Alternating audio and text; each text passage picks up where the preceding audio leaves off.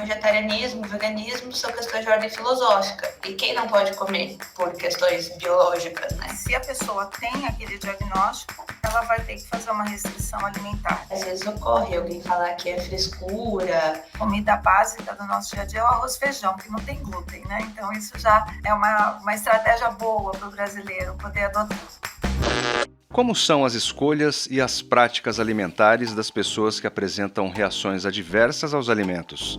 Pode Ser Ciência, o podcast de divulgação científica da Unifesp. Começa agora Pode Ser Ciência, as pesquisas e ações da Universidade Federal de São Paulo. Você tem reações adversas a algum alimento e precisa fazer restrições alimentares? Conhece alguém nessa condição? Uma pesquisa de mestrado realizada pela antropóloga Tatiana Neise Lesbão mostra os impactos nas práticas alimentares dessas pessoas. O trabalho, orientado pela professora Cláudia Riedel-Juswiak, foi desenvolvido no programa de pós-graduação interdisciplinar em Ciências da Saúde, no campus Baixada Santista da Unifesp. A antropóloga Tatiana ressalta que, mais do que atender a uma necessidade fisiológica, comer é um ato sociocultural relacionado com nossas identidades e memórias afetivas. A gente aprende a comer primeiro com a nossa família. Se a gente for pensar, existe todo um aprendizado social que começa em casa e depois a gente vai desenvolvendo novos gostos, vai comendo com outras pessoas. Então, a comida, ela representa também esse momento também de união, de aprendizado. Então, por exemplo, uma comida natalina é diferente da comida de Páscoa, né? E nesses momentos, por exemplo, são momentos de reunião, geralmente familiar. A antropologia da alimentação, ela vai olhar muito para esse comer, que tem toda essa coisa de memória, de afeto. Quando a gente faz aquela comida artesanalmente, né, segundo a mesma receita, é o almoço do domingo com aquele prato que a gente fez. É de um simbolismo muito particular para cada família, para cada etnia e tudo mais. E esse comer, ele também junta, porque vamos nos reunir porque vai ter prato tal. Tem muito uma função agregadora. No caso das reações adversas, é até curioso, pode ser uma coisa excludente também. A pesquisa abordou alguns tipos de reações que levam as pessoas a fazerem restrições alimentares. Essas reações adversas são muito diferentes entre si, como explicou a professora Cláudia. O que tem em comum é exatamente o tratamento ser baseado na exclusão de uma determinada substância que possa levar ao aparecimento dessa reação. Então, a gente pensou na doença celíaca, em algumas alergias e algumas intolerâncias. Os mecanismos de desenvolvimento são totalmente diferentes. A doença celíaca é uma doença considerada autoimune, tem um componente genético. A intolerância é por uma questão enzimática, a alergia é outro tipo de reação. E no final a gente acabou focando principalmente a doença celíaca, que podia estar acompanhada ou não da intolerância à lactose e alguns pacientes com intolerância à lactose. A gravidade das reações a determinados alimentos é responsável por alterar definitivamente a maneira de comer dessas pessoas. E muda tudo, muda como que a pessoa vai comer, se ela vai comer em casa antes de sair para os lugares, como é que ela vai fazer compra, cuidando do rótulo. É toda uma reorganização devida também, para além das práticas de comer. No caso da intolerância à lactose, existe a lactase, que é a enzima que digere a lactose, o açúcar do leite. Quem tem intolerância à lactose pode um dia, se quiser comer pizza ou um queijo, alguma coisa assim, pode comprar a enzima, tomar e aí não vai ter problema. No caso da doença celíaca mesmo, a exclusão, que nem as alergias também.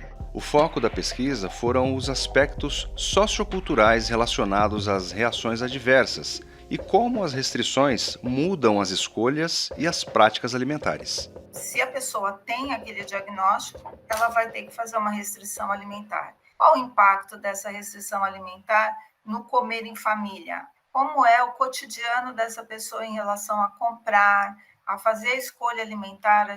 Acho que é importante deixar claro que a gente não tinha, desde o início, um interesse numa abordagem fisiopatológica dessas reações, mas sim socioantropológica. Na hora de escolher um alimento, existem alguns determinantes que influenciam a decisão. A Tatiana faz uma proposta de um conjunto de 3 determinantes que andam juntos: tempo, habilidades culinárias e organização, que ela chamou de know-how ou saber fazer.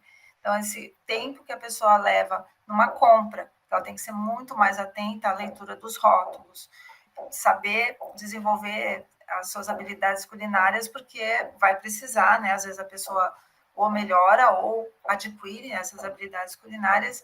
E, finalmente, a questão da organização, porque ela precisa, em qualquer situação de comer, ela precisa pensar qual a estratégia que ela vai usar. Acabou a comida no freezer, por exemplo, o que ela vai fazer aquele dia, né?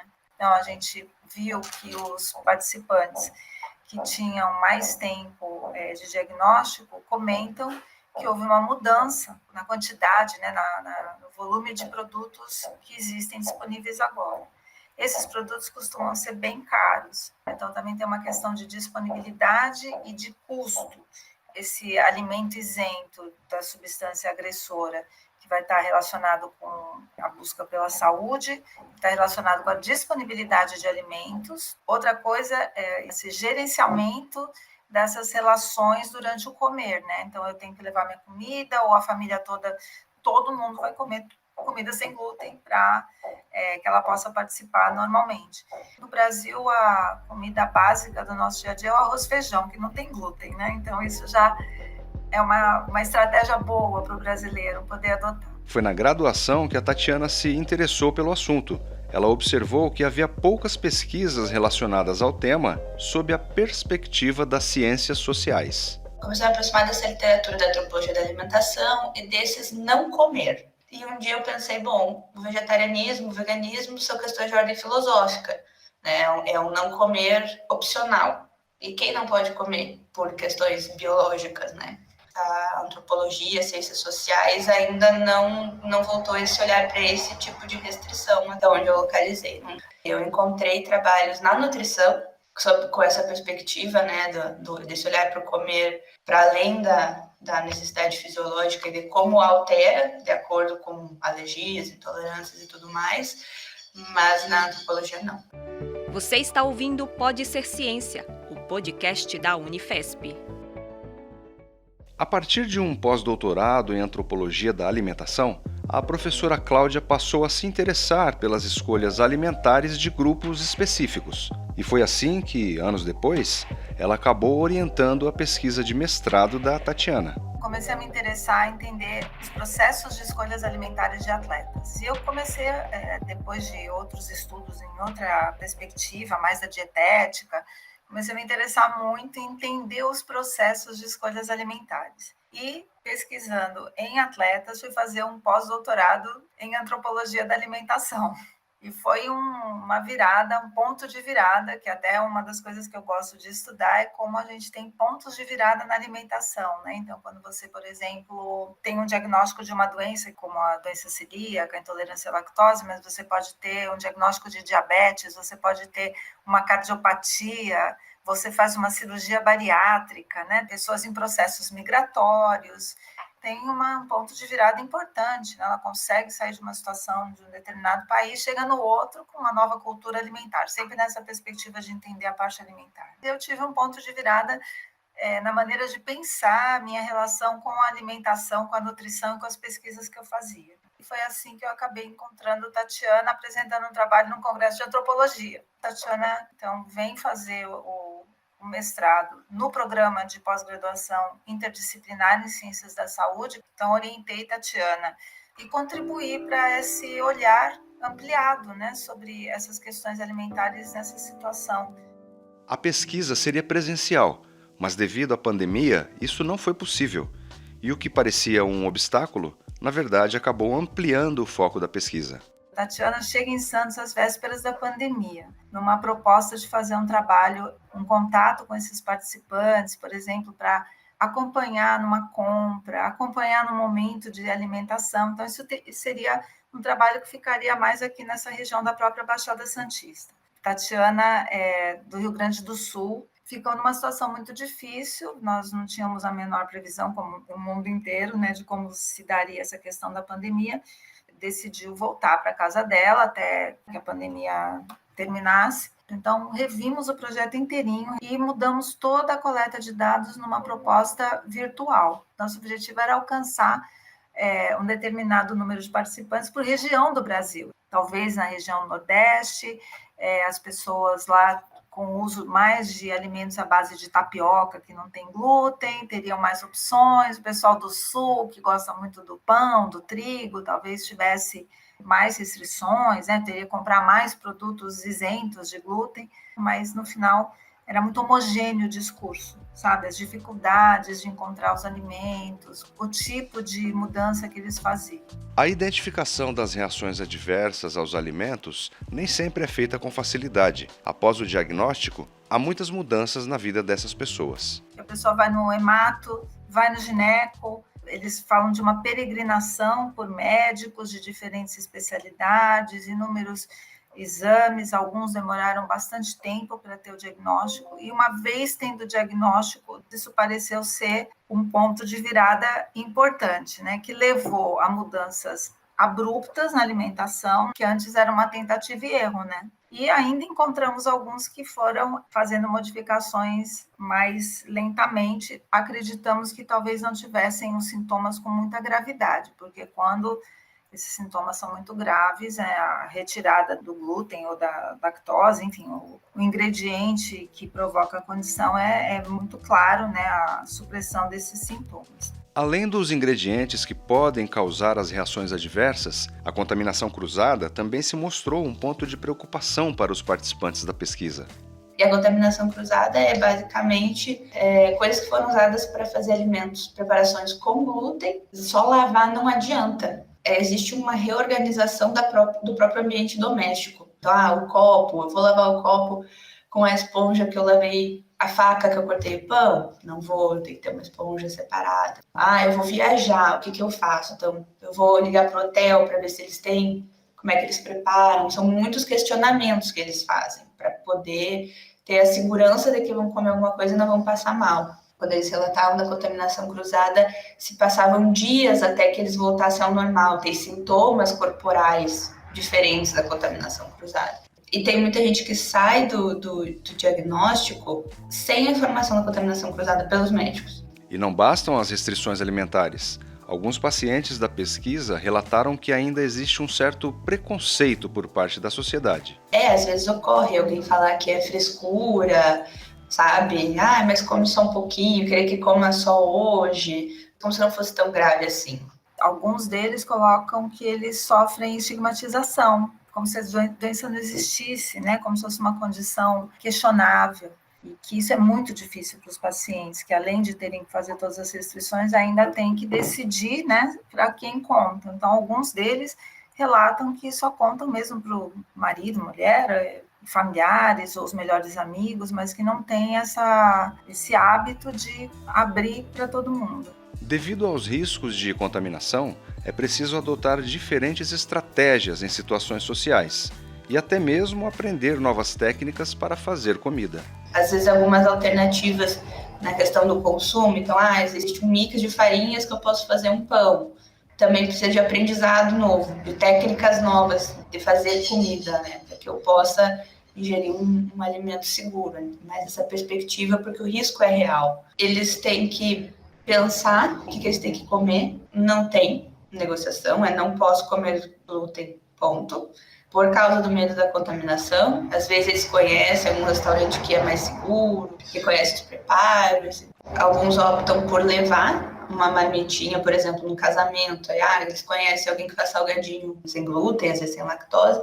Levam o que eles podem comer e em algum bar que eles sabem que, por exemplo, a batata frita é feita só com batata frita e não tem contaminação cruzada. Tem vezes que se conversa com o buffet, tem pessoas que são mais próximas que já conhecem, já sabem que eles têm alguma restrição, então já prepara alguma coisa. Alguns restaurantes têm opções seguras. Tive relatos também de viagens de levar os utensílios para fazer comida. Ou se eles saem, muitas perguntas no local, para ter a certeza de que não vai ter nenhum tipo de contaminação. Essa negociação no dia a dia é mais uma negociação com o externo. A negociação no caso da intolerância à lactose, ela acontece às vezes, mas no caso da doença celíaca não. Na hora de fazer as compras, também é preciso prestar muita atenção. Eles também são muito vigilantes. Quem tem o diagnóstico há mais tempo também acompanhou essa maior disponibilidade, mas não apareceu assim um celíaco que vivesse só do que compra no mercado, sabe? Então existe essa adaptação da cozinha, porque ele não vai comer tudo de pacote, por exemplo, não vai comer um ultraprocessado, por exemplo. E aí, quando ele vai descobrindo, ele percebe que não é só no mercado, porque tem medicamento que tem glúten também, maquiagem, o risco não está só no prato. A promoção de uma maior inclusão alimentar das pessoas com reações adversas passa pelo acesso à informação e também pela conscientização do público. Às vezes a indústria coloca traços, tem traços de, por exemplo, glúten. Só que não é obrigatoriamente porque o produto tem. É para já garantir que se tiver alguma coisa, porque no ambiente em que foi produzido poderia ter uma contaminação cruzada, a pessoa fica mais restrita. Quando se fala sobre a doença, né, e o que ela implica, como é difícil conviver com uma doença de restrição, seja ela qual for, quais os transtornos que isso causa no cotidiano dessa pessoa, talvez sensibilize o público. Essa ideia, né, de respeito a uma condição que ninguém escolheu ter. O próprio atendimento, mais área médico-nutricional, vai ter um olhar diferenciado para entender a doença para além da restrição. Tem também os trabalhos das associações de celíacos que procuram fazer um acolhimento. Eu tive algumas participantes que fazem parte de associações, da Associação de Celíacos do Brasil. Teve também participantes que usam as redes sociais para falar sobre doença celíaca, para mostrar alternativas, como elas fazem e tal.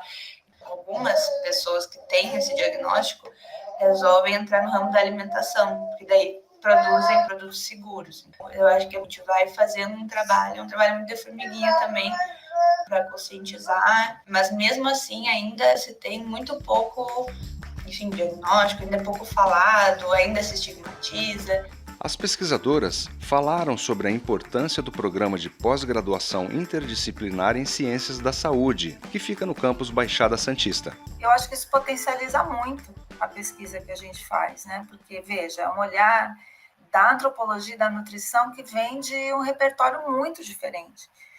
Tem sido muito gratificante, né, as oportunidades que eu tenho tido de ter esse olhar mais ampliado, trabalhando com profissionais de outras áreas. Um aprendizado constante, né, para o professor também, porque eu contribuo uma parte, né, dessa construção sobre alimentação, que inclusive eu tenho uma formação muito diferente do que a gente dá para os nossos alunos hoje em dia. Nossos alunos na Unifesp têm um contato com essa temática, né? Nós temos aí um conjunto de módulos que vão trabalhar com a inserção social do ser humano. Tem um grupo de professores da antropologia, tem matéria na nutrição que é comida e sociedade. Na minha época, década de 80, não tinha uma formação com esse olhar, né? Talvez isso justifique porque não tem tantos estudos assim. No fim das contas, é tudo interligado, né? Quando você tem o diagnóstico é feito pelo médico, mas vai mudar toda a vida da pessoa, né?